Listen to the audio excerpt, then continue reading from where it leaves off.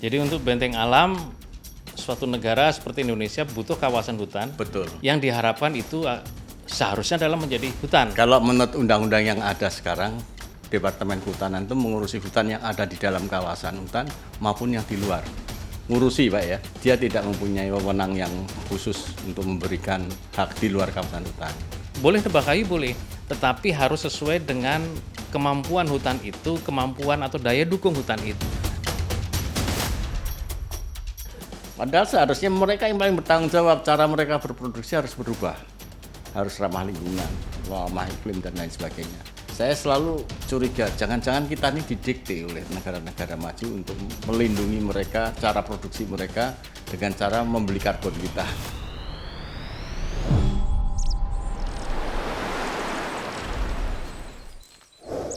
Ketemu lagi di podcast Bumi dan Kita, dan kali ini kita akan bicara ya mengenai apa yang baru saja kita alami, banjir di Sumatera. Semuanya cerita dua hal biasanya, yaitu bencana hidrometeorologis, hujan ekstrim dan seterusnya. Namun banyak pihak juga yang melihat bahwa ini persoalan ekologis ya. Ada hutan yang gundul sehingga jadi banjir. Meskipun tentu saja pasti itu adalah persoalan dua-duanya. Tapi kali ini kita akan bicara tentang hutan dan banjir. Oleh karena itu bersama kita Bapak Iman Santoso. Apa kabar Pak Iman? Alhamdulillah baik. Baik ya. Jadi Pak Iman, baru saja kita mengalami banjir di Sumatera dan tentu saja kita nanti bicara bagaimana hutan dan banjir dan dengan pengalaman Pak Iman, dan pernah kita ya melakukan satu kegiatan yang sama di Sumatera Utara itu waktu itu ya Pak Iman ya. Baik, mungkin Pak Iman apa saja sekarang kegiatan kali ini Pak Iman? Saya sudah pensiun sejak 2013. Oh iya sudah pensiun. Beliau tuh dulu Dirjen ya, planologi di Kementerian Kehutanan yang ngurusin urusan-urusan tadi ya. Hutan ya dan lain-lain. Silakan. Kemudian ke NGO internasional ya. Betul. Dan sekarang sudah mau pensiun lagi tuh disuruh kerja ngurusin yayasan. Yayasan apa itu? Yayasan Sarana Wanajaya. Sarana Ya, Wanajaya. jadi kita mempunyai misi untuk membantu pengembangan sarana untuk development of forestry. Oke, Ya, jadi dan- pengembangan ya, kehutanan betul, ya. betul. Termasuk juga membuat kajian-kajian isu-isu strategis. Iya, iya. Jadi kalau ada isu semacam banjir ini sudah kita diskusikan di yayasan, kemudian juga isu mengenai tata laksana. Sekarang kan banyak yang mengkritik ya, kok kehutanan begini sih? Tapi saya nggak mau ngeritik ya, hanya cerita aja. Banyak yang kritik. Gitu. Nah, sekarang disitulah saya berkecimpung. Jadi cocok ini Pak ya kita cerita tentang hutan dan banjir ya. Insya Allah cocok Cocok ya. dan memang harus kita bahas. Betul. Jadi hutan ya. Jadi banyak yang salah paham mengenai apa itu hutan dan kawasan hutan gitu ya. Jadi ini yang juga pertama kita bahas karena urusannya juga dengan banjir, hutan dan kawasan hutan ini.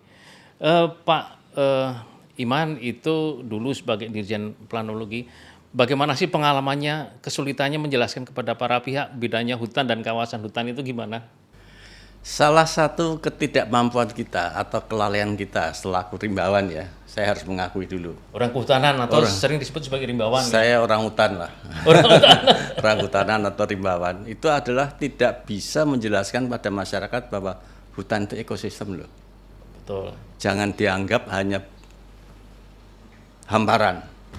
Jangan dianggap sebagai landscape yang bisa digunakan untuk apa saja. Dan hebatnya lagi hutan itu ekosistem yang sifatnya menunjang kehidupan. Jadi life supporting system. Nggak ada hutan, maka nggak ada kehidupan. Maka kehidupan akan menjadi berat karena hutan menyediakan barang dan jasa. Satu, kemudian ikut mengatur semua proses-proses alami itu. Kalau nggak ada hutan mana ada air ya, Betul. ya kan? Kalau nggak ada hutan nggak ada penyerbukan silang dan lain sebagainya karena serangganya nggak ada. Serangannya nggak ada. Nah, terus hutan juga sebagai sesuatu yang bisa mengembangkan peradaban dan ilmu pengetahuan. Jadi fungsi-fungsi ekosistem itu sangat penting sehingga hutan dianggap sebagai ekosistem yang menunjang kehidupan. Unfortunately, tidak semua orang mengetahui itu. Bahkan secara jujur saya mengatakan juga tidak semua teman-teman kehutanan itu menjelaskan hal itu dengan baik pada masyarakat yang luas. Sehingga kita masih dianggap hutan itu bisa dikorbankan untuk kepentingan yang lebih mendesak. Nah itu ya, fungsinya ada banyak, tetapi seolah-olah dianggap bahwa hutan itu bisa dikorbankan hanya untuk kepentingan tertentu saja. That's right. Iya. Apa saja Itu. kira-kira tuh? Yang jelas pasti kayu. Kemarin juga urusan banjir tuh lagi rame-ramenya tuh urusan banjir. Weh, ini ada Iya, kayu iya, gelondongan iya, ini. iya.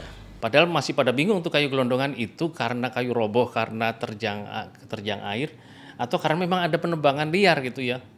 Nah, ini apa saja Pak kira-kira pengalaman yang bisa menjelaskan bahwa oh ini ternyata hutan dilihat hanya sepihak saja untuk kepentingan sesaat Iya, jangka iya. pendek, gimana tuh? Gini, kalau kita mau hubungkan hutan itu dengan bencana kemarin ya, kita harus berani mengatakan bahwa bencana kemarin itu bukan salah hutannya saja. Tapi yang paling utama adalah ada anomali cuaca tadi. Tidak pernah kok hujan cuaca seperti sekarang ini. Bahkan kalau saya katakanlah membela para penebang hutan gitu ya, sebelum ada cuaca buruk, hutan tuh landscape itu nggak apa-apa itu, walaupun kami menebangi gitu. Nah, kalau kita mau luruskan kejadiannya itu adalah ada cuaca ekstrim, ada fenomena hujan deras dan lain sebagainya. Unfortunately, sayangnya benteng alam itu nggak kuat. Benteng alam itu adalah kawasan yang berhutan itu nggak kuat. Sehingga namanya longsor dan lain sebagainya terjadi begitu saja. Ya kan? Begitu saja. Jadi itu adalah dua hal yang tidak bisa kita pisahkan. Hanya yang paling nampak itu kan hutan rusak. Sehingga yang paling disalahkan kehutanan. Saya ikut merasa berasa terus terang gitu, karena kita nggak bisa meyakinkan bahwa itu ekosistem yang penting. Terus kemudian gini, sebetulnya kalau kita taat kepada tata ruang, di mana di dalam tata ruang itu sudah ada pembagian mana kawasan lindung, kawasan budaya. Kalau itu ditaati dan kita monitor, insya Allah lah nggak terjadi seperti itu. Saya termasuk salah satu orang yang dulu ikut membuat penunjukan kawasan hutan Indonesia pada tahun 80-an. Ya Pak Iman, jadi banyak yang belum paham bedanya hutan dan kawasan hutan. Apalagi Pak Iman dulu ya punya tugas penunjukan kawasan hutan. Kira-kira kapan itu masuk kawasan hutan, mana itu yang tidak perlu menjadi kawasan hutan? Oke, jadi yang penting untuk diketahui dulu ya, antara hutan dan kawasan hutan ada sedikit perbedaan. Hutan itu adalah ekosistem di mana suatu bidang tanah ditumbuhi oleh berbagai macam tumbuhan dan satwa dan lain sebagainya, didominasi oleh pepohonan. Sedangkan kawasan hutan adalah suatu areal yang diinginkan oleh pemerintah untuk menjadi hutan tetap. Bisa saja pada waktu itu dia berhutan bagus, bisa saja kurang bagus, bisa saja bare land. Seperti tanah yang agak terjal, terus kekompakan tanahnya tidak bagus. Walaupun tidak ada hutannya, harus kita tunjuk sebagai kawasan hutan karena akan kita tanami sebagai hutan untuk pelindung benteng tadi, benteng alam. Jadi untuk benteng alam suatu negara seperti Indonesia butuh kawasan hutan. Betul. Yang diharapkan itu seharusnya adalah menjadi hutan, gitu ya. Betul. Meskipun tidak selalu demikian. Itulah bedanya dengan hutan. Kalau kawasan hutan berarti yang ngurusin Kementerian Kehutanan. Kalau yang di luar kawasan hutan tidak harus Kementerian Kehutanan, bukan urusan Kementerian Kehutanan, meskipun tidak selalu gitu ya. Enggak begitu juga. Kalau menurut undang-undang yang ada sekarang, artinya tugas dan fungsi pokok kehutanan itu, Departemen Kehutanan itu mengurusi hutan yang ada di dalam kawasan hutan maupun yang di luar. Ngurusi Pak ya. Tapi dia tidak mempunyai wewenang yang khusus untuk memberikan hak di luar kawasan hutan. Nah, itu bedanya di sana. Jadi tetap diurus. Tetap diurus. Hutan di luar kawasan hutan tetap diurus. Ya. Hanya untuk hak-hak tidak bisa tidak urus karena kawasan yang kewenangannya adalah yang ada di dalam kawasan hutan. Nah, ini persoalannya. Makanya ada istilah reboisasi dan penghijauan. Betul. Reboisasi itu menanam pepohonan di dalam kawasan hutan, kalau penghijauan di luar kawasan hutan. Nah, ini ya, jadi banyak yang bingung apa tuh reboisasi sama penghijauan. Kalau reboisasi ada di dalam kawasan hutan, kalau penghijauan di luar kawasan hutan. Nah, di luar kawasan hutan inilah ya yang sering ya tadinya banyak hutan terus ditebang. Lah kan kalau di luar kawasan hutan boleh dibeli oleh orang kan itu ya. Boleh jadi lahan pertanian milik sendiri kan bebas-bebas saja. Oleh karena itu salah satu kenapa hutan itu bisa beralih ya atau terdeforestasi menjadi bukan hutan itu karena antara lain karena di luar kawasan hutan terus dimiliki oleh orang ya suka-suka saja ditebang. Tetapi juga di dalam kawasan hutan kan ada hutan produksi itu ya yang boleh diambil kayunya dan kadang juga ada yang ngawur ngambil kayunya kan itu jadi tebang semua jadi nggak jadi hutan lagi gitu ya terdeforestasi. Nah ini Pak Iman kira-kira sampai sekarang bagaimana ini? Kalau menurut saya kok iya harusnya hutan produksi kan harusnya punya fungsi yang tetap bisa berjalan, air tetap ada dan lain-lain. Ini bagaimana Pak Iman? Jadi gini, kalau menurut administrasi kehutanan yang kita jalankan sekarang ini, walaupun saya sudah tinggalkan 13 tahun lebih ya, kawasan hutan, yaitu kawasan yang dipertahankan sebagai hutan, itu terdiri dari 3 fungsi utama. Pertama adalah fungsi konservasi untuk kelestarian sumber daya alam hayati dan untuk kelestarian ekosistem yang unik, misalnya kars. Kars itu unik, nggak ada di mana-mana.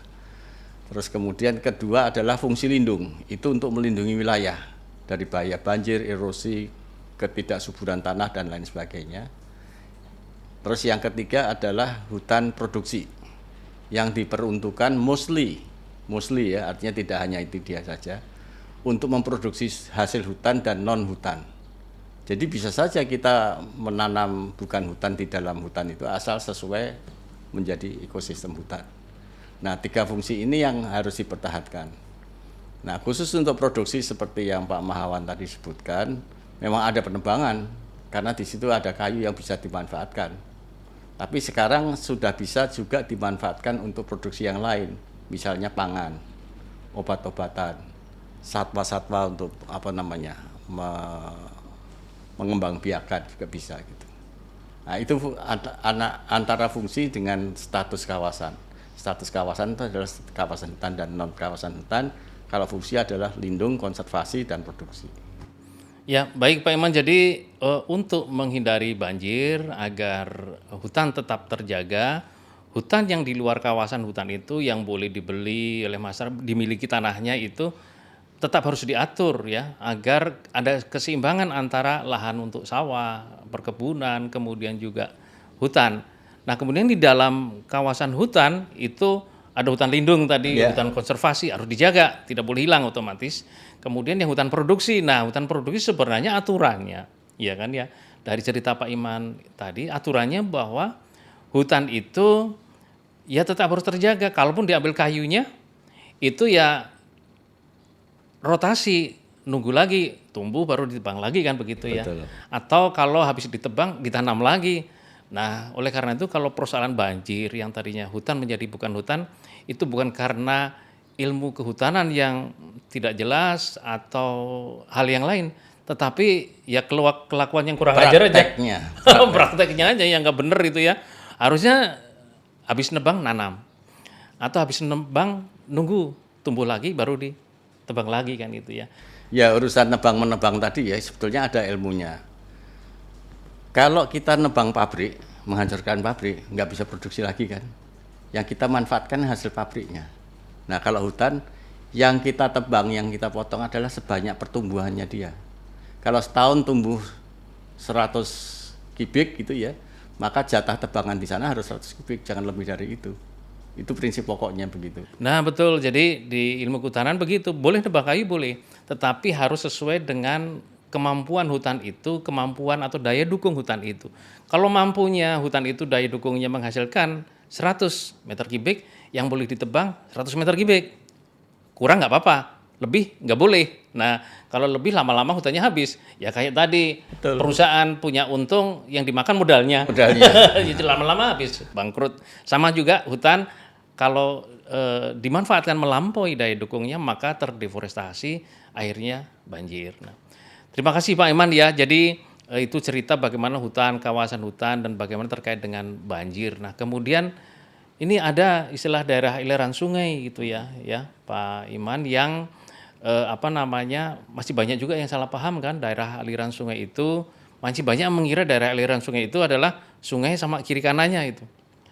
Padahal daerah aliran sungai itu adalah satu wilayah yang dibatasi bukit-bukit ya. Sehingga kalau hujan turun itu maka larinya adalah ke sungai tertentu. Kalau di sebelahnya juga ada daerah aliran sungai yang berbeda, maka kalau hujan turun di sebelah, larinya di sungai yang berbeda kan begitu ya. Nah itu banyak yang salah paham dan disitulah urusan banjir teratasi. Nah kita kan punya pengalaman Pak Iman ya, dulu waktu di salah satu lembaga internasional ya kita urusin Tapsel. tata ruang ya di Kabupaten Tapanuli Selatan. Selatan dan Kabupaten Mandaling Natal kita diurusin di sana agar bagaimana daerah aliran sungai itu bisa diatur, satu kabupaten bisa diatur sehingga kalau itu dipakai setidaknya banjir itu bisa dikendalikan itu ya. Masih ingat kira-kira gimana tuh Pak? Kenapa dulu bisa muncul seperti itu? Ya kan sifat alam aja ya. Jadi seperti yang Mas Mahawan tadi sebutkan, air itu jatuh pasti ke sini.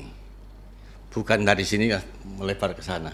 Gak mau naik lah. Nggak akan naik. Sehingga ya itulah daerah aliran sungai suatu wilayah yang terdiri dari kawasan yang dibatasi oleh istilah kehutanannya itu gigir gunung, mountain ridge. Nah itu terus kemudian di bawahnya ada sungai dan anak-anak sungai ini. Nah itulah yang seharusnya menjadi satuan perencanaan wilayah.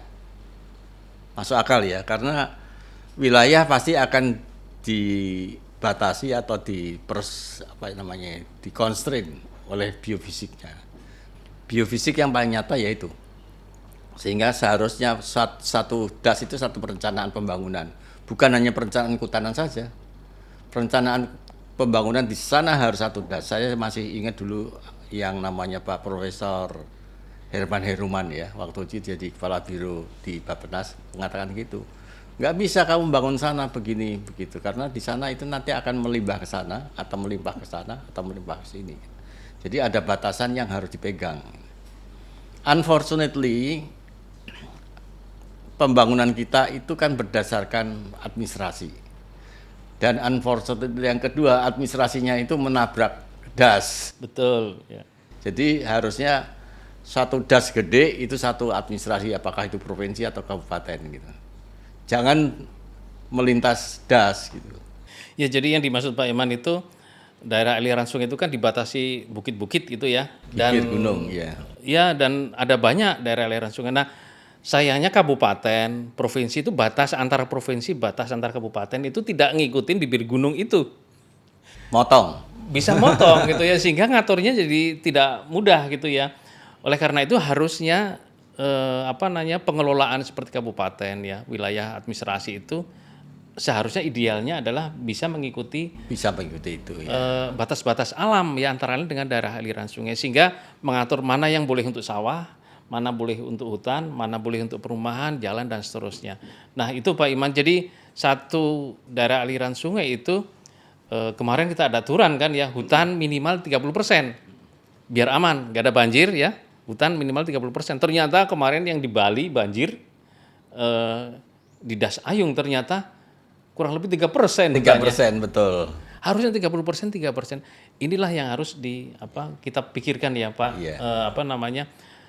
Para bupati, gubernur itu harus tahu betul bahwa setiap daerah aliran sungai dipastikan hutannya cukup. Kalau tidak ya dipastikan banjir sebaliknya. Oleh karena itu tata ruang itu harus unitnya tuh perdas. Tata ruang unitnya perdas tanpa memperhatikan batas administrasi atau batas politik ya. Perdas itu penting itu. Jadi itu daerah aliran sungai menjadi komponen penting untuk pembangunan ya. Ya. Nah Pak Iman ini sekarang kan ada perubahan iklim ya.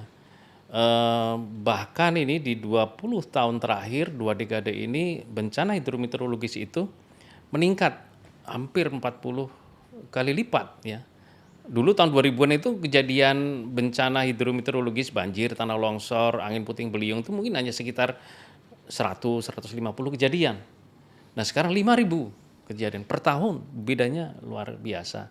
Nah, hutan kemarin waktu bicara bencana di Sumatera, wah ternyata juga teridentifikasi bahwa hutan yang terjaga dengan baik pun bisa longsor, bisa roboh pohonnya hanya karena curah hujan yang sangat tinggi karena adanya perubahan iklim dan siklus siklon tropis Senyar itu kan ternyata biasanya jauh dari ekuator, ternyata sekarang beda Mendekat. kelakuannya, dekat ke ekuator. Akhirnya di 3 provinsi itu hujan yang sangat ekstrim, akhirnya banjir. Nah Pak Iman, pandangan Pak Iman gimana ini? Dulu mungkin menurut ilmu kehutanan sudah aman-aman baik-baik saja tuh hutan kayak begitu. Sekarang harus berubah itu hutan untuk menyesuaikan, untuk beradaptasi dengan perubahan iklim. Ya memang bukan karena saya orang kehutanan ya. Tapi kalau kita melihat fenomena anomali cuaca ini, itu bukan semata-mata karena hutan ada atau tidak. Tapi jelas adanya perubahan iklim karena berbagai macam. Perubahan iklim karena lapisan atmosfer kita sudah berubah dan lain sebagainya. Tapi kalau kita sudah bicara ke sana, jangan pernah kita merasa kita sendiri yang bersalah atas apa yang terjadi di dalam negara kita. Bisa saja perubahan iklim yang terjadi di luar dunia itu melintas batas kan sampai ke kita. Makanya dalam perundingan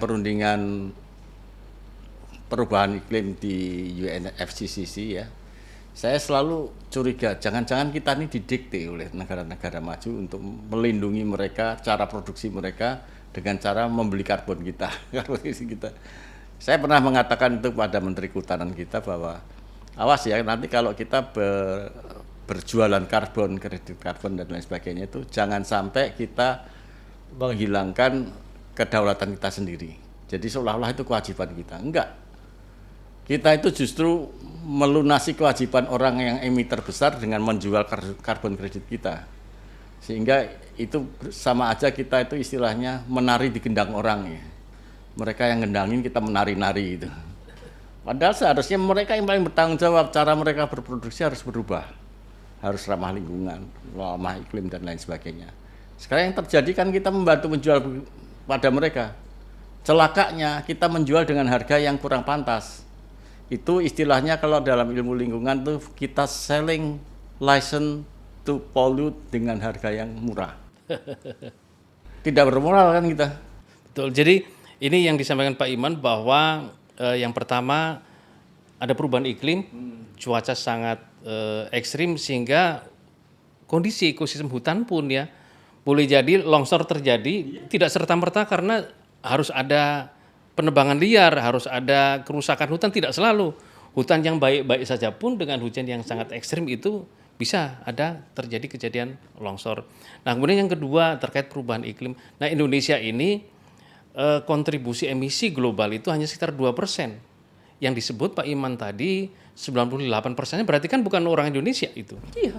Dan sebagian besar sebenarnya adalah negara-negara maju, ya negara-negara maju gitu yang memberikan emisi yang sangat-sangat besar. Oleh karena itu urusan perubahan iklim belum tentu banjir di Indonesia penyebabnya adalah karena dari Indonesia. Gitu. Artinya bukan penyebab tunggal. Penyebab tunggal ya, dan tidak bisa dipisahkan satu dengan kita tinggal di satu planet yang sama.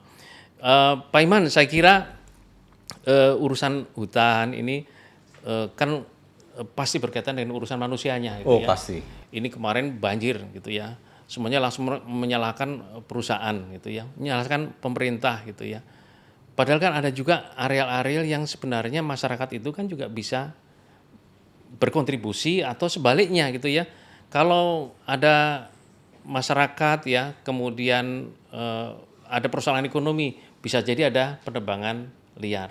Sebaliknya masyarakat juga tadi kalau ada perdagangan karbon dengan harga yang bagus bisa nanam juga gitu ya, atau dapat memanfaatkan lahan yang dapat mencegah terjadinya bencana banjir. Nah, pengalaman Pak Iman bagaimana ini persoalan sosial ini yang pasti kalau cerita 10 menit, 15 menit tidak cukup ya. Tapi apa kira-kira prinsip-prinsipnya persoalan sosial di kehutanan ini?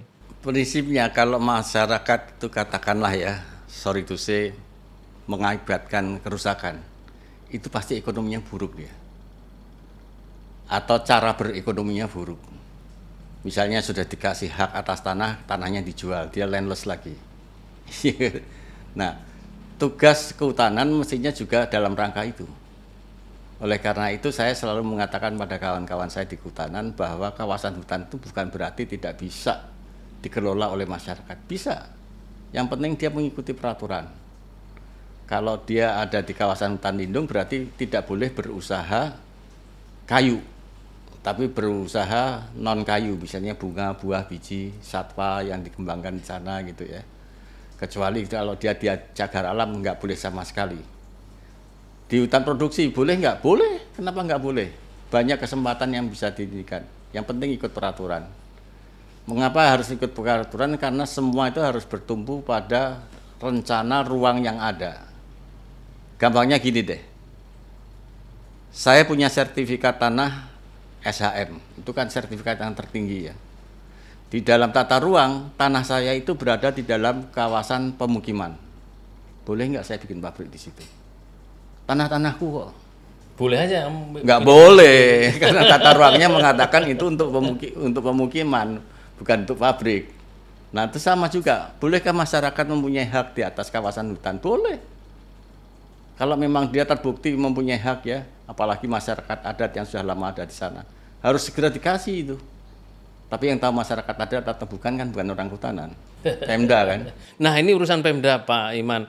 Ini bagaimana peran Pemda ya? Jadi urusan-urusan seperti itu hutan berkaitan dengan masyarakat dan bicara masyarakat tentu kita bicara seluruh Indonesia tentu dari pusat agak kesulitan. Pasti pemerintah daerah mulai dari provinsi, kabupaten sampai ke tingkat kecamatan, kelurahan itu di mana sih sebenarnya persoalan seolah-olah kalau ada kebakaran hutan saja padahal mungkin yang buang puntung rokok yang masak di hutan itu ya orangnya warganya tahu itu di situ orangnya gitu ya di kelurahan tertentu kecamatan tertentu tapi kenapa langsung tiba-tiba semua urusan kebakaran mesti ke presiden gitu kira-kira gimana itu. Ini ya ngurus hutan Indonesia ya.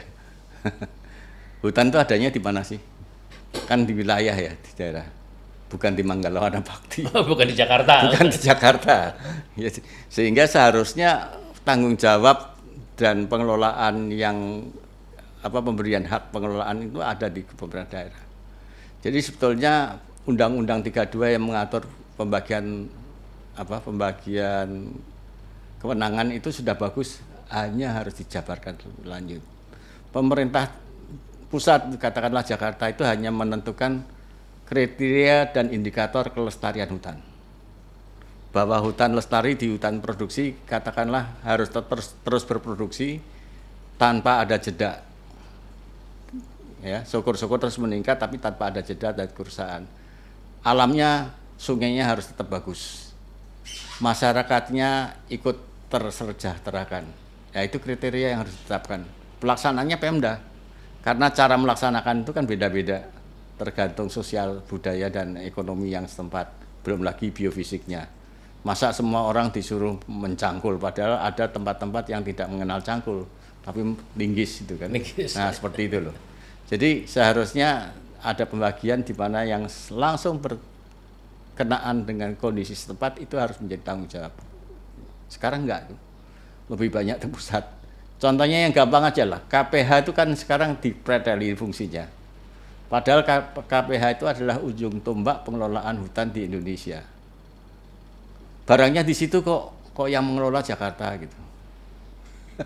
Jadi ya urusan hutan, banjir, hutannya tidak ada di Jakarta, yang banjir juga di luar Jakarta. Jadi tentu saja ini adalah tanggung jawab bersama ya. Iya. Terutama pemerintah provinsi, kabupaten di daerah itu perannya harus di tingkat termasuk masyarakat juga ya. Tapi harus dikasih kewenangan dan sarana Nah, persoalannya prasarana. itu. Sarana Kewenangan prasarana. bagaimana? Ini pemerintah daerah dikasih kewenangan ya Pak tuh? Ya ada tapi terbatas kalau menurut Terbatas. dengan saya. Nggak Tetapi dengan kewenangan terbatas itu masih bisa kan mencegah banjir ya. harusnya bisa. Harusnya bisa. Nah, itulah yang Tapi sekali lagi anggarannya, nah, persoalan orangnya. ya, ya. Jadi sarana prasarananya ya, hardware, software, brainware-nya nggak memadai, apalagi finansialnya. Ya, jadi saya kira pemerintah daerah khususnya ya di tingkat kabupaten itu sebenarnya dengan adanya tata ruang, kemudian tadi peta kehutanan, kemudian peta dari kebencanaan dan seterusnya sudah cukup untuk minimal memberitahu kepada masyarakat bahwa ini loh kalau ada hujan ekstrim tempat Anda banjir, tempat Anda tidak banjir. Kemudian juga perlu bisa memberikan informasi kepada masyarakat bahwa ini hutan di kabupaten kita kurang atau cukup, itu seharusnya bisa seperti itu ya. Bisa, harusnya bisa. Jadi oleh karena itu sebenarnya banyak yang masih terlewatkan terkait dengan bencana banjir dan hutan itu, seolah-olah kalau ada banjir dan hutan semuanya kembali ke Jakarta urusannya. Jakarta. Gitu. Harusnya di tingkat kabupaten dan masyarakat ya, sehingga ini menjadi satu pesan penting ya Pak Iman ya, dari diskusi kita bahwa hutan itu harus dijaga, ditebang boleh, ada aturannya, ada ilmunya, bisa gitu ya. Kemudian hutan yang mungkin sekarang baik-baik saja, dengan adanya perubahan iklim harus dipikir ulang itu. Betul. Dengan hujan yang sangat ekstrim, hutan yang baik-baik saja bisa saja longsor. Nah kemudian ini Pak Iman yang terakhir nih terkait dengan keadilan sosial ini kan adil dalam arti bahwa adil kemanfaatan ya, sama adil sama dampak itu kan. Biasa kan ya kayak ada kendaraan, ada knalpotnya, supirnya di depan, kenainya di belakang, kan itu nggak adil itu ya, yang kena asap kenainya supirnya di depan. Nah gimana itu Pak Iman dari kegiatan yayasan yang selama ini mungkin menangkap beberapa hal terkait keadilan sosial dan ekologis itu? Kita melihat di yayasan itu ya memang keadilan dalam pemanfaatan sumber daya hutan dan keadilan dalam mempertanggungjawabkan kerusakan sumber daya hutan belum ditata dengan bagus. Ya. Tapi yang lebih penting dari itu adalah tata kelola kita itu harus benar-benar dilakukan oleh tata laku yang baik. Nah sebelum ada tata kelola, Tata lakunya harus baik. Ingat ya, di Undang-Undang 41 dinyatakan bahwa hutan harus dikelola dengan akhlak mulia. Nah ini sebagai penutup dari diskusi kita ini Pak Iman, bahwa kita bicara hutan, bicara tata kelola, bagaimana bupati bisa membangun wilayahnya agar tidak terjadi banjir, semuanya kembali bukan kepada tata kelola, tetapi kembali kepada tata laku. Tata laku. Oleh karena itu saya kira kita bisa mencegah, menanggulangi atau setidaknya memitigasi risiko bencana banjir dengan menjaga hutan, diawali dengan tata laku kita, mulai dari kehidupan kita sehari-hari. Saya kira itu ya teman-teman, bagaimana urusan hutan dan banjir dengan cerita yang ya tentu saja singkat ya Pak Iman ya. Urusan hutan dan banjir nggak cukup 30 menit kita ngobrol, tapi mungkin bisa memberikan manfaat ya kepada semua pihak. Inilah cerita hutan dan banjir dari podcast Bumi dan Kita, persembahan Environment Institute dan Yayasan Sahabat Peduli Bumi.